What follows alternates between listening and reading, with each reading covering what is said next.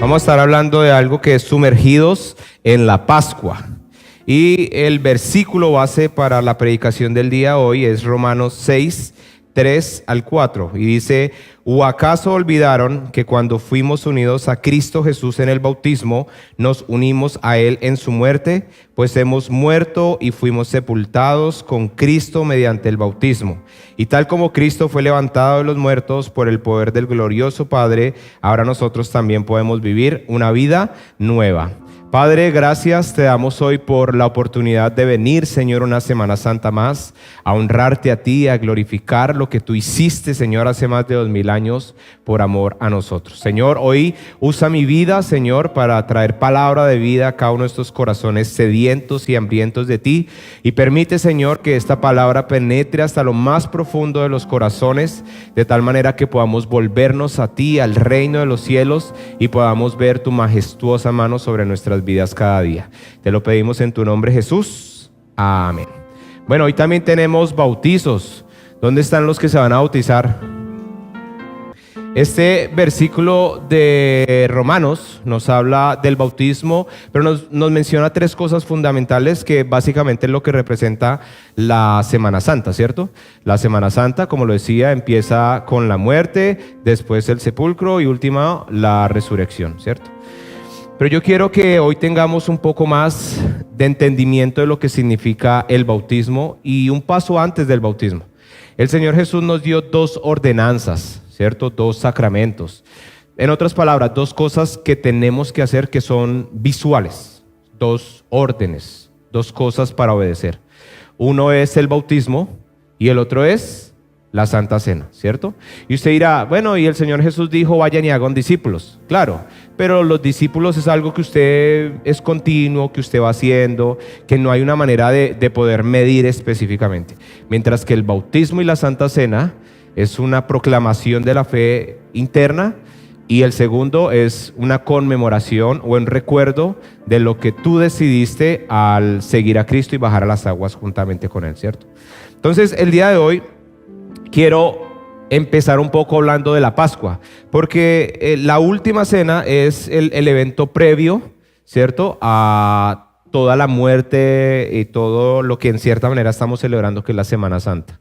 La Pascua, ¿cierto? Quiero recordarles un poco de dónde viene o por qué se celebraba. La Pascua pues empieza, ¿cierto?, en los judíos, y la Pascua representa cuatro cosas y eran una promesa del Señor. El Señor les promete al pueblo de Israel, ¿cierto? Por allá lo vemos en Éxodo 6, 6 al 7, si tenemos esos versículos. Éxodo 6, 6 al 7. Muy bien, no lo tenemos, lo voy a colocar. Pueden buscarlos en sus Biblias también, muchachos, para que no crean todo lo que yo les digo. Éxodo 6, 6, 7. Dice, nueva traducción viviente: por lo tanto, dile al pueblo de Israel, yo soy el Señor, te libertaré de la opresión que sufres y te rescataré de tu esclavitud en Egipto. Te redimiré con mis brazos poderosos y con grandes actos de juicio. Te tomaré como pueblo mío y seré tu Dios. Entonces sabrás que yo soy el Señor tu Dios, quien te ha libertado de la opresión de Egipto. Cuatro cosas que le promete el Señor: sacaré, libraré, redimiré y tomaré, ¿cierto? Todos yo creo que conocen las plagas, ¿cierto?, egipcias, o las plagas que vino para liberar al pueblo de Israel de las manos egipcias, ¿cierto? Pero resulta que la última era la muerte de los primogénitos. Y dice Éxodo que el ángel de la muerte iba a pasar por Egipto matando todos los primogénitos. Usted se pregunta, ¿iba a matar a los primogénitos egipcios? No. ¿Iba a matar a los primogénitos solo judíos? No. Iba a matar a todos los primogénitos, es decir, que no iba a haber una diferencia. Y para que usted lo vea, vaya a Éxodo 12, versículo 3 al 11, y vamos a leer esta parte de la escritura también. Éxodo 12, muy bien, acá está. Dice, versículo 3, anuncien a toda la comunidad de Israel que el 10º día de este mes cada familia deberá seleccionar un cordero o un cabrito para hacer un sacrificio, un animal por cada casa. Si una familia es demasiado pequeña para comer el animal entero, lo compartirá con una familia vecina. Dividan el animal según el tamaño de cada familia y la cantidad que cada uno pueda comer. El animal seleccionado deberá ser un macho de oveja o de cabra de 1 año y que no tenga ningún defecto. Cuiden bien el animal seleccionado hasta la tarde del día 14 de este primer mes. Entonces toda la asamblea de la comunidad de Israel matará su cordero o cabrito al anochecer. Después tomarán parte de la sangre y la untarán en ambos lados y en la parte superior del marco de la puerta de la casa donde comen el animal. Esa misma noche asarán la carne al fuego y la comerán acompañada de hojas verdes y amargas y pan sin levadura. No comerán nada de la carne, ni cruda ni hervida en agua. Asará el fuego el animal entero con la cabeza, las patas y las entrañas. No dejen ninguna sobra para el día siguiente, quemen todo lo que no hayan comido antes de la mañana. Estas son las instrucciones para cuando coman esa comida, estén totalmente vestidos, lleven puestas las sandalias y tengan su bastón en la mano, coman deprisa porque es la Pascua del Señor, ¿cierto? Son instrucciones muy específicas. ¿Por qué? Porque iba a pasar el ángel de la muerte y iba a matar todos los primogénitos. Resulta que lo que ellos tenían que hacer, si me le colocan la puerta con los 3 dindeles,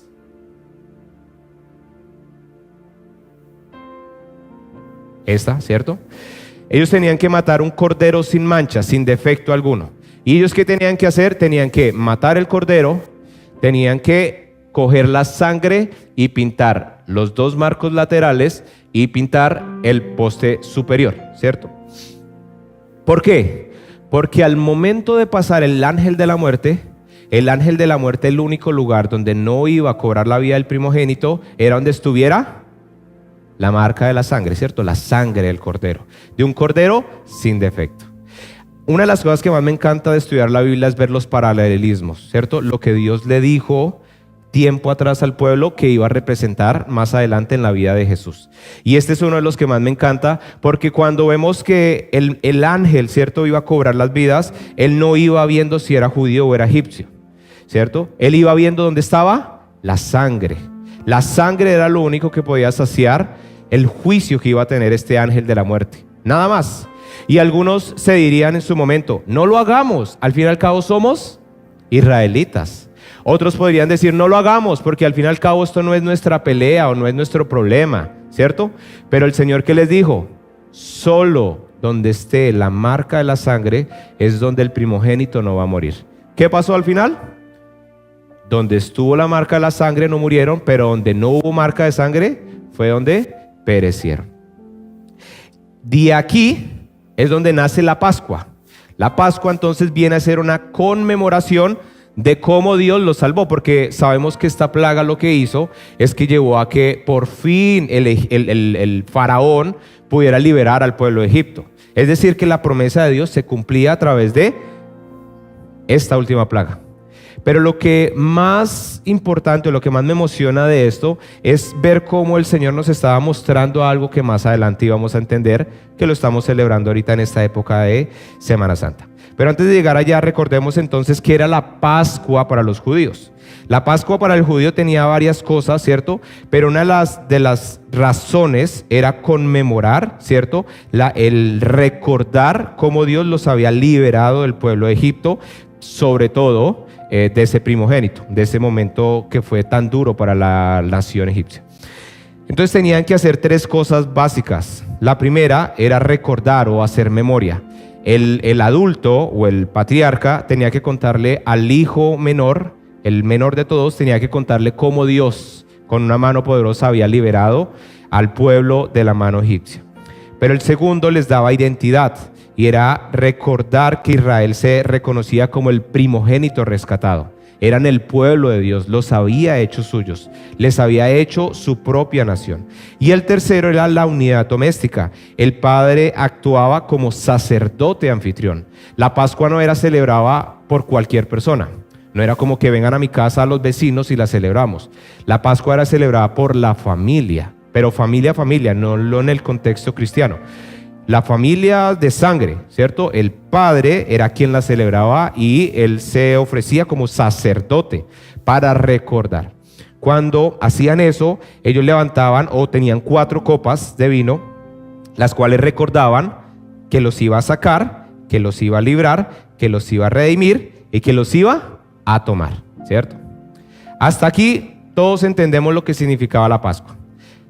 Ahora, ¿cuál fue el último acto antes de la muerte de Jesús con sus discípulos? La última cena o la cena del Señor.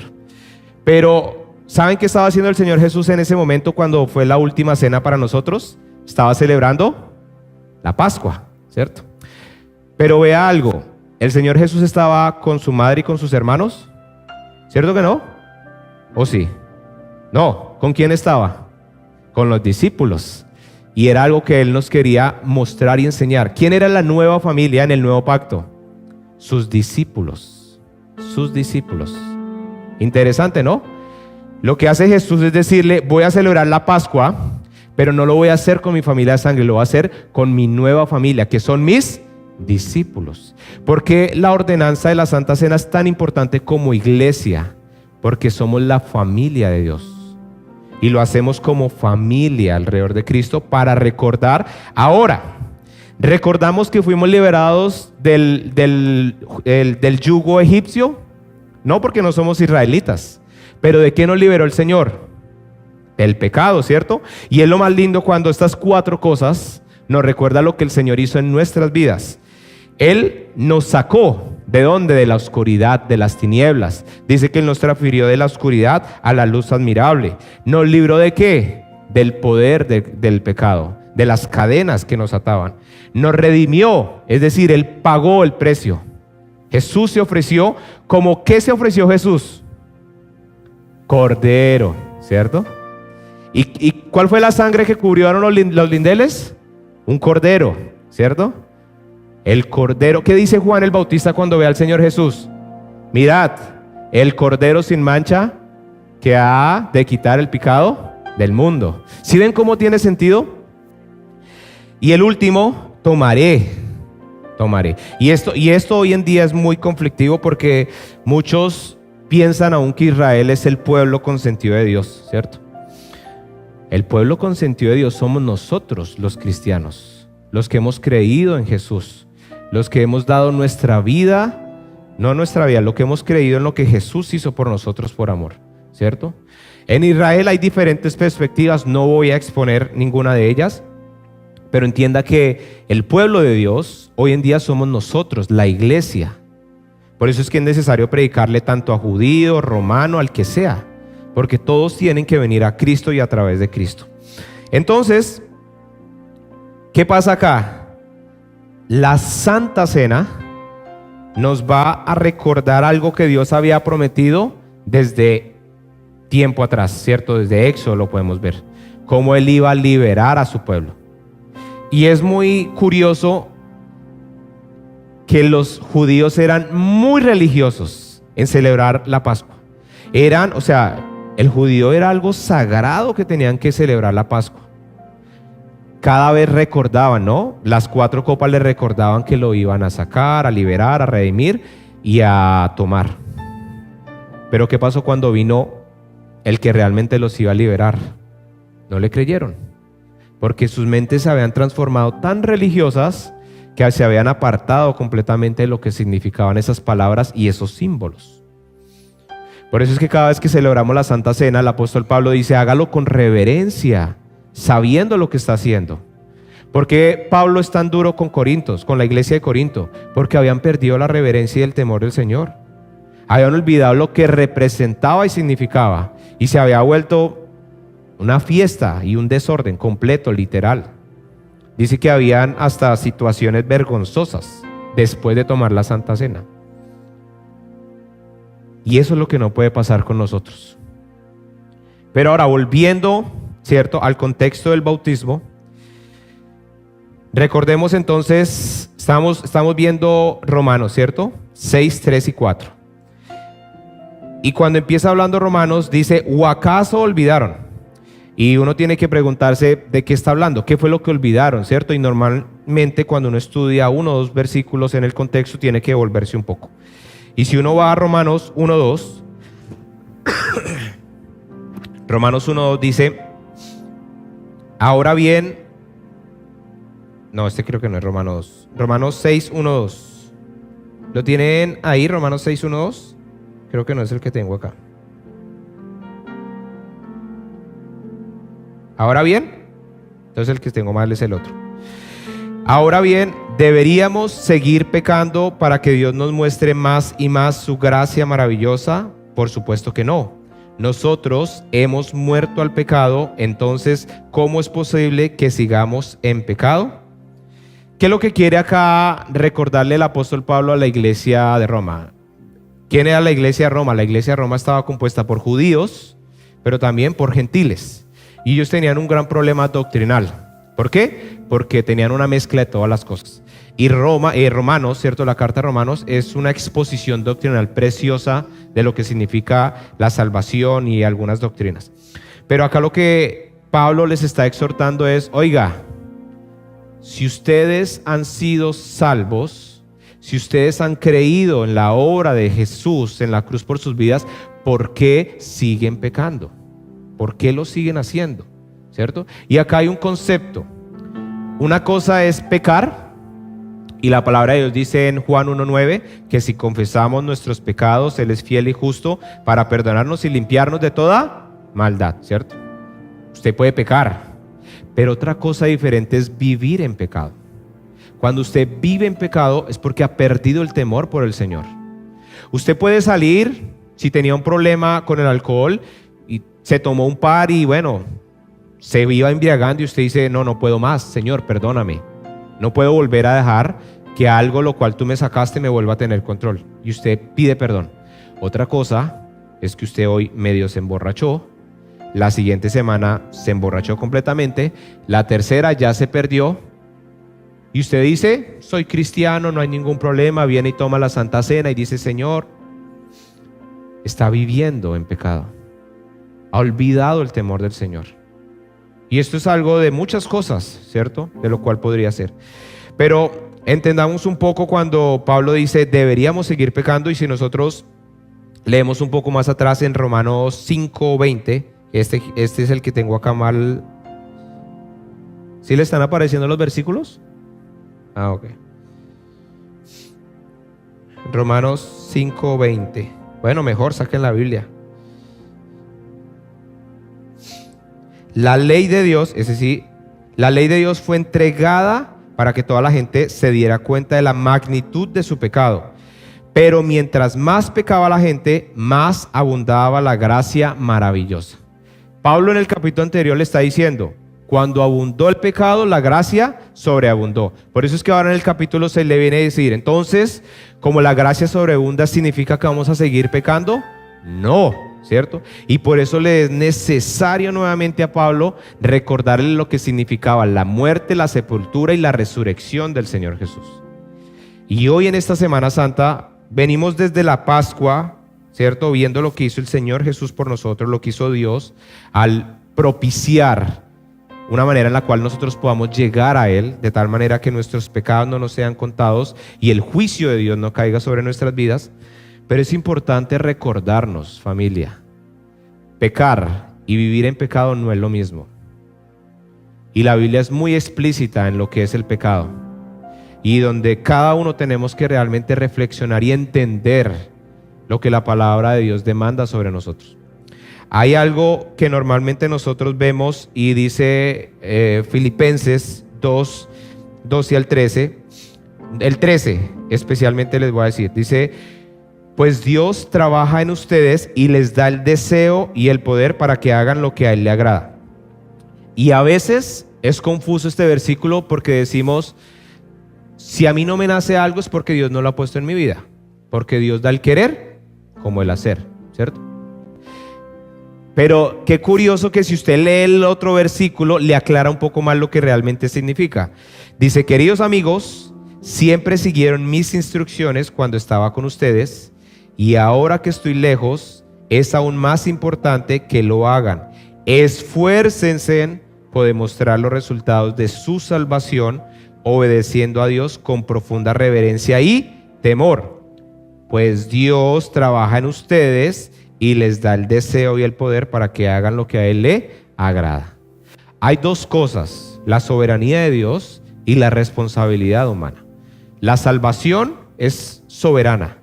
Dios nos llama, Dios nos renueva, nos regenera, nos lleva en un proceso de santidad, nos da el querer como el hacer. Pero tenemos la responsabilidad de responder. Hace un mes les hablaba de un dicho que se dice, pero no es tan cierto. Dios me ama tal cual soy, ¿cierto? Y eso le lleva a usted a pensar como, estoy viviendo en pecado y Dios me ama porque Él sabe. No tan así. Porque cuando tú te das cuenta, Dios te envió, no hizo nada, tú no hiciste nada para llegar a ser salvo, todo lo hizo Dios. Y Él te está diciendo, ven a mí, cree en la sangre del Cordero que se derramó en la cruz para ser salvo, ten fe, ¿cierto? Arrepiéntete y corre a mí, ¿cierto? Pero ahí en adelante mira lo que Él hace. Te da un espíritu que te renueva, que te transforma y te santifica. Y ese es un proceso de cambio. Es decir, Dios está esperando que tú cambies. Y cuando Filipenses dice que Él nos da el querer como el hacer, también te está diciendo, ok, yo hago que tú quieras, yo puedo hacer que lo hagas, pero tú tienes que esforzarte en lo que tú tienes que hacer.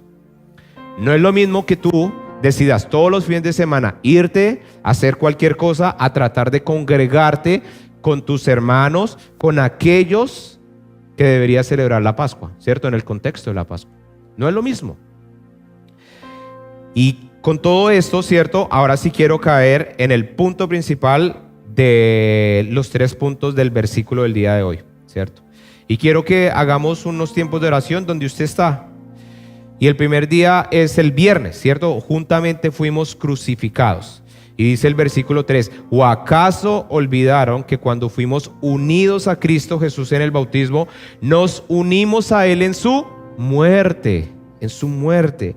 Uno de los procesos más difíciles de una persona que está empezando en los caminos del Señor es morir.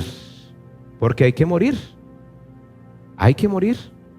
Y muchas veces no morimos, ¿por qué? Porque aún queremos cosas del pasado.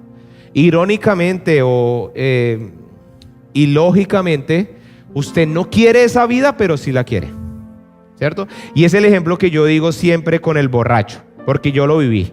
Cuando yo me levantaba de mis borracheras, siempre decía, no vuelvo a tomar. ¿Qué hacía el siguiente día? Tomar. Y la palabra de Dios dice que el perro vuelve a su vómito. Es la condición humana. Pero Dios nos ha dado su espíritu, porque nos ha librado del yugo del pecado. Todos los que hemos corrido a Cristo somos libres. Pero la palabra de Dios también dice que el espíritu de la verdad está dispuesto, pero la carne es débil. ¿Y se acuerdan por qué empezamos este año ayunando? Porque a la carne hay que pegarle, la carne no debe mandar. Y muchos dicen, pastor, es fácil decirlo usted porque es pastor. ¿Fácil decirlo porque soy pastor? Más difícil. A mí me señalan más de lo que lo señalan a ustedes. A mí me piden más de lo que les piden a ustedes. Yo me enfermo y tengo que estar acá, porque es mi convicción. Y hoy lo pensaba y yo decía, podría no venir. Pero también entiendo que al que mucho se le ha perdonado, mucho se le pedirá. Y el Señor me ha perdonado mucho y me sigue perdonando muchas cosas. Cosas en las cuales yo le digo, Señor, ¿no te cansas de mí?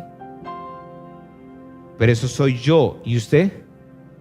Pero ¿sabe cuál es la buena noticia? Que Dios no se cansa de usted. El que se cansa es usted de Dios. Por eso en este primer día, en el viernes, ¿cierto? Juntamente fuimos crucificados. Quiero que te preguntes, ¿a qué tengo que morir aún en mi vida? ¿Qué cosas tengo que decirle no más en mi vida? Hoy leía en mi devocional y la palabra que me salía es la del hijo pródigo, ¿cierto? Y yo siempre he dicho que todos los cristianos de tiempo tenemos un hijo pródigo ahí, cerquita. Venimos, conocemos las bendiciones del Señor y corremos fuera. Y creemos que estamos mejor afuera. Nos engañamos a nosotros mismos, porque no hay lugar mejor que estar en su presencia. ¿O acaso olvidaron que cuando fuimos unidos a Cristo Jesús en el bautismo nos unimos a Él en su muerte? Quiero preguntarte, ¿qué pecados todavía cargas que ya fueron clavados en la cruz? Porque aún no mueres algunas cosas en tu vida. La culpa fue cancelada, el dominio del pecado fue roto, el viejo yo fue sentenciado. Entonces, ¿por qué aún crees que es por tus obras y tus acciones que te vas a salvar? Entiende que es la gracia de Dios. Tú no has hecho nada. Lo único que te está pidiendo Dios es que dejes todo y corras en pos de Él, en fe, en arrepentimiento. ¿Por qué te aferras aún a esas cosas de este mundo que tú mismo sabes en lo profundo de tu corazón que solo te hacen daño, que te alejan del Creador, del gozo, de la paz? Por eso hoy abre tu corazón a Dios y dile: Señor, renuévame, Padre. Hoy quiero volver a ti. Hoy quiero morir juntamente a ti, Señor. Quiero ser crucificado, Señor. Y quiero, Señor, vivir esa vida que tú me mandas a vivir, Padre. Donde no importa lo que tenga, no importa lo material, lo que importa es que tú me has salvado y tú me has visto con tus ojos, Señor. Tú me has mirado, Señor, y tu rostro ha resplandecido sobre mi vida. Oh hijo, hija de Dios, renueva ese compromiso con el Señor y dile: heme aquí, Señor. Hoy decido morir, Padre, porque vivir, Señor, es un deleite si lo hago contigo, Señor. Perdona mis pecados, Padre. Aún si he vivido en pecado, perdóname, Señor. Lávame, límpiame, purifícame, Señor. Permíteme presentarme delante de ti, santo, Señor, sin mancha. Padre, la culpa es echada afuera, Señor, porque tú te llevaste toda culpa, toda transgresión, Señor. Padre, aún el enemigo muchas veces quiere llevarnos a pensar que tú no nos recibirás, pero la parábola del hijo pródigo nos recuerda que tú eres un Dios compasivo, amoroso y misericordioso, que a pesar de correr fuera de ti, tú nos recibes con los brazos abiertos y tú matas al cordero más engrosado, más gordo, más el mejor, Señor, para celebrar que hemos vuelto a ti, Señor, a tu casa, al lugar donde jamás debimos habernos ido. Pero, Señor, aún tú desafías nuestros corazones a creer, Padre, porque sabes que estamos muertos y sabes que solo en ti podemos tener vida y vida eterna, Señor. Hoy, si usted viene con un problema, con una situación, con lo que sea, financiero, familiar, emocional, quiero decirle que en Dios hay esperanza. Y hoy tal vez no te voy a decir que eso vaya a mermar, pero si tú pones tu fe en Jesús, si te arrepientes, si vienes a Él, si Él te está llamando en este día, tu vida no va a ser igual, porque su Espíritu vendrá a ti para que tú tengas fe y esa fe te lleve a creer en la salvación que Él promete en su palabra. Pero de igual manera es Él quien te va a dar ese querer y ese hacer, y tu responsabilidad va a ser esforzarte cada día para vivir de acuerdo a su palabra, para que cada día tú te niegues a sí mismo, mueras a tu misma intención, a tu pensamiento, a tu querer, y decidas vivir en gloria para Cristo. Como decía Juan el Bautista, que mengüe yo para que Él crezca. Cántale una vez más desde tu corazón: renuévame, Señor. Padre, hoy quiero orarte como autoridad espiritual, Señor, porque tu palabra dice que no tenemos guerra contra carne y sangre, sino contra espíritus de maldad. Y, Señor, sabemos y reconocemos que las faltas normalmente y los pecados empiezan de nuestras concupiscencias, de nuestros deseos, Padre. Pero tu palabra también nos recuerda que cuando no lidiamos y no hacemos lo correcto, Señor, el enemigo siempre va a querer venir a matar, hurtarnos, destruir, Señor, la palabra que hemos tenido, la vida que tú nos has dado, la identidad que tú has tenido sobre nosotros. Y por eso, Señor, yo te pido, Señor, que tú les permitas a cada uno de ellos ser llenos de tu Espíritu. Padre, tu palabra dice en los Salmos: renueva en mí el gozo de tu salvación, Señor. Hoy no queremos seguir pensando en lo que tal vez el enemigo dice, que hemos sido desagradecidos contigo, que tú no nos vas a recibir, que tú no nos vas a perdonar, porque, Padre, tú lo hiciste y tú mostraste tu amor al enviar a tu Hijo a morir por nosotros, Señor. Es el mayor acto de amor que alguien pudiera hacer. Tú pagaste todo, Señor. Tú nos libraste, nos redimiste, Señor. Y por eso, Padre, todo espíritu de maldad, Señor, le echamos fuera en el nombre de Jesús, Señor. Y te pedimos que tu gozo, Señor, de la salvación que es en Cristo Jesús venga sobre nuestras vidas, Señor, para que cantemos con gozo, Señor, para que prediquemos tu palabra con nuevo, para que recordemos que tú eres un Dios que vive, que reina y que vivirá, Señor, por los siglos de los siglos, Señor. Amén, te dice tu pueblo. Tome asiento y vamos a seguir en el siguiente día, el sábado. El sábado dice que fuimos sepultados con Él. Y dice Romanos, pues hemos muerto y fuimos sepultados con Cristo mediante el bautismo. Fuimos sepultados junto con Cristo en el bautismo. Y aquí voy a hablar un poco del bautismo, ¿cierto? Porque el bautismo, hay un mal concepto del bautismo. Y muchas iglesias, personas, no sé, no quiero decir alguien específico, no sé, muy malas malinterpretaciones. Se piensa, hay una verdad y es que el bautismo no da salvación, ¿cierto? Eso es claro, porque la salvación viene por fe, es una de las 5 solas. O sea, solo la fe te salva, solo la fe en Cristo. Pero entonces a veces como que el bautismo queda, como el bautismo no me salva, pues entonces el bautismo no es necesario, ¿cierto? Pues pastor, igual el ladrón que estuvo al lado, el Señor Jesús le dijo que hoy mismo nos veíamos en el mar, en el paraíso, y él no fue bautizado, ¿cierto? Yo estoy seguro, yo soy uno de los que digo que ese ladrón, si hubiera bajado esa cruz, lo primero que hubiera hecho es buscar un charco y decir, bautíceme. Venimos estudiando Hechos de los Apóstoles, ¿sí o no? ¿Qué era lo primero que hacían las personas cuando reconocían que el Señor Jesús era su Señor, su Salvador, su Mesías? Se bautizaban, ¿cierto? ¿Se acuerdan de el eunuco?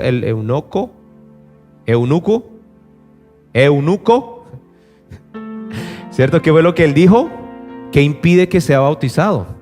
¿Qué impide? ¿Por qué? Porque quiero representarme con mi Salvador, con lo que hizo Cristo. Cuando Jesús dice, vayan y hagan discípulos a todas las naciones, bautícenlos y enséñeles, ¿cierto?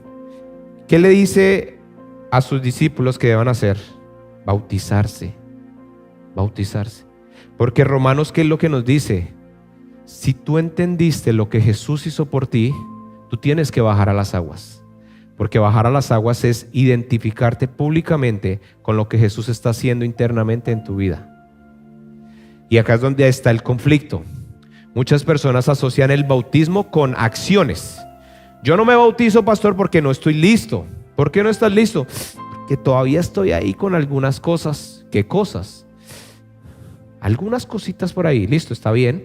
Pero déjame preguntarte, ¿tú entiendes lo que Cristo hizo? ¿Tú sabes y te has arrepentido? ¿Tú has venido a Él? Sí. Como tu pastor, yo he visto frutos de arrepentimiento en tu vida. Si tú me preguntas si tú podrías bautizarte, yo diría que sí. ¿Por qué no? Pastor, es que todavía no. Lo que tú estás poniendo son acciones y estás colocando un acto que no es de acciones, sino es de fe, de representación en algo que no es correcto. Bajar a las aguas significa públicamente reconocer que así como mi Señor murió por mí, yo moriré por mí. Que así como Él fue sepultado, quedaré bajo las aguas sepultados para representar que he muerto a mi antigua vida. Y así como Él se levantó de la muerte y venció en victoria las tinieblas, me levanto al salir de las aguas para declarar que Él es mi Dios y Él es mi Rey. ¿Me explico? Y el bautismo es tan lindo porque yo no experimenté la mayor cosa porque tenía una convicción muy grande dentro de mi fe. Fue más como decir, me bauticé y ahora estoy y soy parte de. Pero he encontrado otras personas que el bautismo ha cambiado su vida, literalmente. Ahora, cuando usted se bautizó, pudo haber experimentado como pudo haber no hay que esperar experimentar algo. Hay que obedecer. Punto. Si usted cree en la salvación por medio de la fe y el arrepentimiento, usted sigue a Cristo, usted se reconoce como un discípulo, bautícese, baje a las aguas. En la iglesia haga el curso para que entienda lo que significa lo que Cristo hizo por usted. Pero no hay nada más, no ponga acciones. Porque tristemente lo único que pasa es que usted va a seguir colocando más acciones. Que esas acciones tal vez son cosas que usted todavía está resolviendo en su vida. Y yo le digo una cosa, hay algo que se llama convicción de pecado. A medida que usted crece, madura su fe, lee la Escritura, el Espíritu Santo le va dando convicción de lo que usted sabe que no está haciendo bien. Hay cosas que todos los demás podemos estar muy claros que usted no está haciendo bien, pero usted tiene que tener esa convicción y solo se la va a dar el Espíritu Santo. Pero mientras usted no haga primero lo primero, no espere hacer lo décimo. Si el Señor te está llamando, bautízate, hazlo. Baja las aguas juntamente con Él. Permite que Él te confronte al públicamente decir y declarar tu fe a tus hermanos. ¿Qué hace también el bautismo? Simboliza la ruptura definitiva entre la antigua lealtad para el cuerpo del pecado sea destruido. Así que la pregunta que tienes que hacerte en este momento es: ¿qué cosas no quiero que mueran y aún quiero vivirlas que me impidan caminar en victoria? ¿Qué cosas aún yo como que todavía le hago, cierto? Morí, pero las recuerdo con ganas, ¿cierto? Y esto es por lo cual vamos a estar orando todos.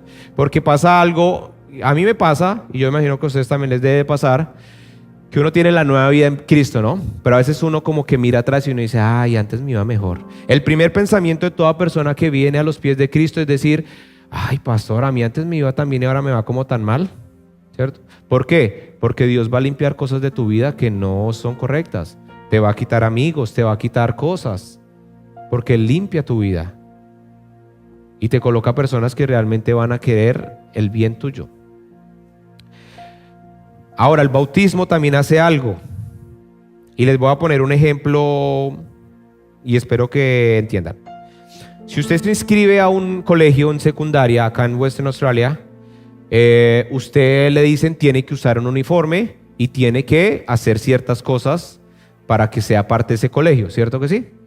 Si usted dice lo importante es estudiar y usted dice lo importante es ir al colegio y usted no usa el uniforme y usted hace lo que usted quiera, pues yo quiero que hasta en cierta manera lo pueden dejar, pero usted no está alineado o correctamente llevando su escolaridad en el colegio, ¿cierto?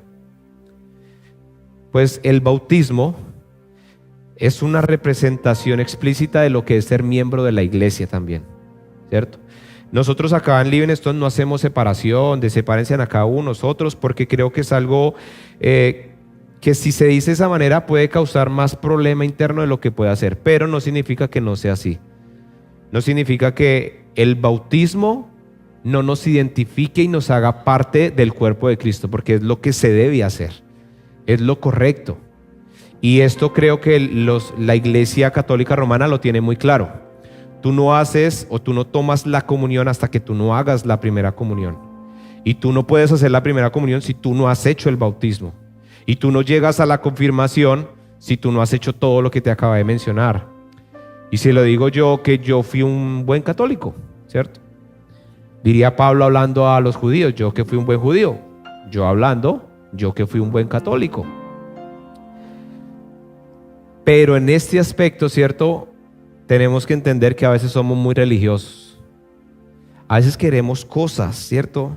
Y las únicas cosas materiales, visibles que Dios quiere es que usted celebre la Santa Cena de manera correcta, con reverencia al Señor, y el bautismo. Eso es lo único. Todo lo demás, o sea, usted lo puede hacer de una u otra manera. Hay principios para hacer, pero las únicas dos cosas son esas.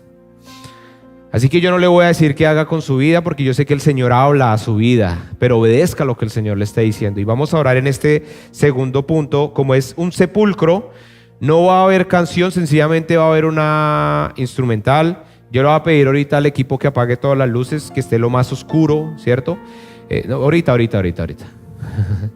Si quiere va apagando las pantallas, porque las pantallas también dan luces. Piense una cosa, en el sepulcro. ¿Usted alguna vez ha estado en un lugar oscuro, que no hay nada y no se ve nada? ¿Sí? Yo lo experimenté yendo al desierto en Pinacos. Mi esposa y yo nos fuimos a aventurar y dijimos, vamos ahí, esperando que de pronto hubieran más carros, y fuimos a medianoche. Y fuimos allá y no había nada, y era un día oscuro. Y dijimos, apaguemos las luces para ver qué se siente. ¡Ay! Eso se siente como tan raro, es como una oscuridad así profunda, ¿no? Pero al no haber nada, no escuchar nada, tú puedes concentrarte. Y el sepulcro, mi intención en esta parte en la oración es que usted piense a profundidad. Calle todas las voces que hayan y piense en usted, porque al fin y al cabo es su vida. Yo me preocupo por sus vidas. Yo quiero que ustedes estén bien y por eso yo predico la palabra, así sea que a usted no le guste, así sienta que usted es diferente. Si usted me dice algo contrario, pues que sea desde la palabra de Dios. Pero si usted me dice desde su emoción, ¿cierto? Pues lo siento, pero mi compromiso es con el Señor a que usted esté en la línea correcta hacia lo que Dios quiere en la salvación. Examínese cada uno, piense. Ay, ¿qué tal? Tranquilo, fulanito, el que sea, déjelo donde esté. Es usted con el Señor en un tiempo a solas. Ahora sí, le voy a decir al equipo, puede apagar. Vamos a tener un par de minutos, disfrútelos. Previos antes del sepulcro, en los cuales tal vez hubo oscuridad, es cuando Jesús le dice: Señor, ¿por qué me has abandonado? Y era necesaria que el Padre mirara a otro lado y no viera a su Hijo cargando los pecados de toda la humanidad. Jesús sufrió el abandono de su Padre a causa de amor por nosotros, porque Él cargó nuestros pecados, nuestras transgresiones. En el momento en que Jesús está en el sepulcro, Él estaba ganando esa victoria sobre las tinieblas por nosotros. Pero otro momento en el cual Él vivió soledad, oscuridad, fue cuando lo llevaron donde Caifás. Esa noche previa al juicio, a Él lo bajan en un calabozo oscuro de igual manera, colgado. A veces creemos que Jesús no nos entiende. A veces creemos que Él no puede saber y entender cómo vivimos nuestras vidas, nuestros dolores, nuestros sufrimientos. Pero Él lo hace. Y Él lo hace mucho más de lo que nosotros podemos saber, porque Él murió siendo inocente. Él no merecía esa muerte. Su cuerpo fue completamente destrozado. Hasta la última sangre de su cuerpo fue derramada en esa cruz antes de llegar a ese sepulcro. Y en el sepulcro, mientras que estaban en silencio, tal vez sus discípulos lloraban, le extrañaban, pero muchos de ellos perdían la visión. Hoy pregúntate tú si tú has perdido la visión. Si tú has olvidado que Él es un rey, que Él es glorioso, que Él vivió en este mismo mundo, que Él entregó su vida por ti. Y tú a veces quieres complacer a Dios con cosas, tratándote de obligar, olvidando la gracia y la misericordia. Y sé que a veces es difícil entender cómo no me obligo, pero sí hago, pero ¿sabes qué? No te enredes. Ama a Cristo como Él te ama. Responde al llamado de la Escritura. Vive para Él cada día. Un día esta vida se va a apagar, pero su promesa en nuestras vidas y la esperanza de todos nosotros es que un día vamos a estar junto a Él. Y eso te tiene que llevar a pensar qué estás haciendo en la vida que Él te ha dado. Tal vez te ha dado lujos, tal vez te ha dado cosas, tal vez eres un José de Arimatea. Tenías todo, tienes todo. Tenía una posición, tenía riquezas, pero Él fue de los únicos que entendió que aquel que debería honrar y glorificar estaba en aquel sepulcro que Él mismo daría, que Él mismo ofrendaría para que Él fuera sepultado como un rey. La palabra de Dios dice que no nos vamos a llevar nada. Y tal vez tú cada día te ganas más y más afanes en esta vida por acumular, por ganar, por querer. Y no te das cuenta que realmente donde debes construir es allí en la eternidad.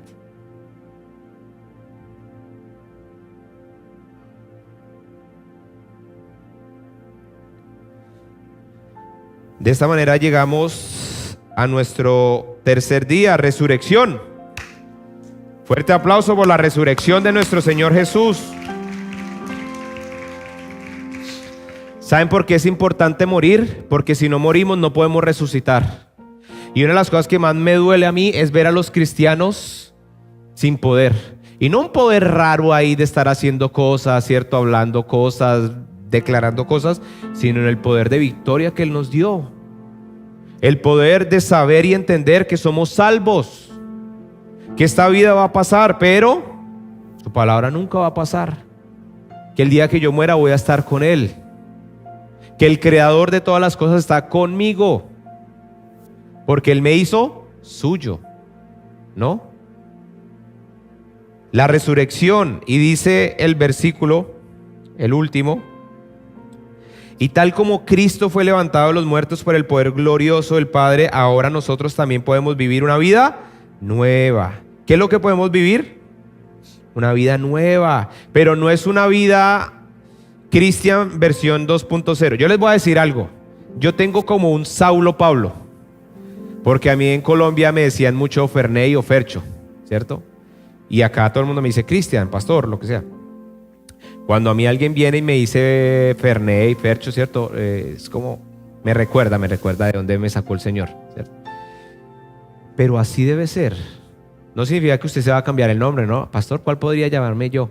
No. Le estoy diciendo, debe haber un antes y un después. Moriste y ahora reviviste. Estabas en oscuridad, ahora estás en luz.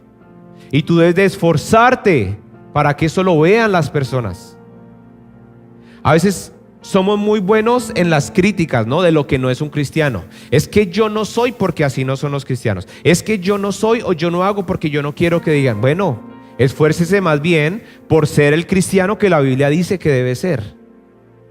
¿Saben cuántas veces me he tenido que retractar aún en el púlpito de cosas que he dicho? He tenido que soportar con amor, aguantar cosas que tal vez se digan inclusive erróneamente de lo que yo hago, o aceptar con amor quejas, sugerencias, reclamos y exhortaciones de las personas, muchas, y no me importa, porque lo que más me importa es estar en la relación correcta con mi Señor. Y el principio de una relación sana es entender que yo soy dado a fallar y errar, y procuro cada día errar lo menos posible, y les pido perdón si les he fallado en algún momento. Pero lo que siempre les digo es que no pongan mi mirada en mí, pongan su mirada en el Señor. Es Él quien importa. Es Él quien resucitó. Yo no voy a resucitar. Ninguno de los apóstoles resucitó. Jesucristo resucitó. Él nos dio vida y es una vida eterna. Y dice que Él vive. Y si vive, porque muchas veces vivimos con un Cristo como si aún estuviera resucitado. Porque aún vivimos con un Cristo como si estuviera ahí desvalido, como que le dan ganas a uno más bien de ir y ayudarle a cargar la cruz. Ese es el Cristo que resucitó. Ese es el Cristo que se levantó, se presentó a más de 500 testigos oculares, que vino y le dijo nuevamente a sus discípulos: ¿qué están haciendo? Se habían ido nuevamente a ser pescadores, se habían ido a sus oficios, estaban tristes y habían olvidado la promesa del Señor. Pero no seamos duros con ellos, porque usted y yo somos lo mismo. En otra versión, olvidamos quién es nuestro Señor, olvidamos quién es el que nos salvó, olvidamos cuál fue el poder que levantó a Cristo de la muerte, que es el mismo poder que está en nosotros a través de la acción del Espíritu Santo en nuestras vidas. Yo les digo una cosa, iglesia, familia, ustedes no son normales. ¿Saben por qué? Porque la presencia de Dios vive en sus vidas. ¿No es así? ¿O no es así? una de las cosas que más tengo que entender es cuando una persona dice: ay, pero ese es cristiano y no hace esto, pero este es cristiano y ese sí llega puntual, sí hace esto, sí hace esto. ¿Nos vamos a comparar moralmente? Claro, moralmente, civilmente, hay cosas que tal vez entre cristianos no tenemos diferentes procesos. Pero lo que no nos pueden quitar es la seguridad de la salvación. Entender en qué estamos confiando y en quién estamos depositando nuestra esperanza. Y eso es lo importante de leer las Escrituras. Lo importante es saber que realmente el Espíritu Santo vive en su vida. Hay poder en su vida. Hay poder para poder decirle no al pecado. Hay poder para venir en Él en arrepentimiento. Hay poder para poder predicar la palabra con denuedo. Para poder decirle a las personas que Cristo vive, que Él reina con autoridad. Pero si seguimos ocupados, ahí, andando, como si: Señor Jesús, ven para aquí, tú te sientas aquí y yo te traigo el fin de semana y te pongo aquí, eres rey, ¿listo? Y todos: va el Señor, ya terminó tu tiempo, ahora vienes y te sientas otra vez aquí, ¿listo? Nos vemos el otro fin de semana. ¿Cierto? ¿Por qué? Ay, porque estamos ocupados, pastor. ¿Acaso no morimos? ¿Acaso no fuimos sepultados con Él? Y esto es lo que Pablo le está diciendo a los romanos. Si acaso ustedes no fueron sepultados, no fueron juntamente crucificados, no resucitaron con Él, entonces, ¿habremos de pecar para que la gracia sobreabunde? Para nada. Debemos de vivir de gloria en gloria con el poder del Espíritu Santo. Lo más triste es que tú crees que Dios se ve afectado. Dios va a seguir siendo Dios, pero Dios es tan hermoso que Él quiere que tú seas parte de su plan. Él no quiere que simplemente seas uno más, quiere que tú seas usado en gran manera para hacer grandes cosas. ¿Alguien quiere ser parte de eso? Bueno, pónganse de pie, vamos a alabar al Señor.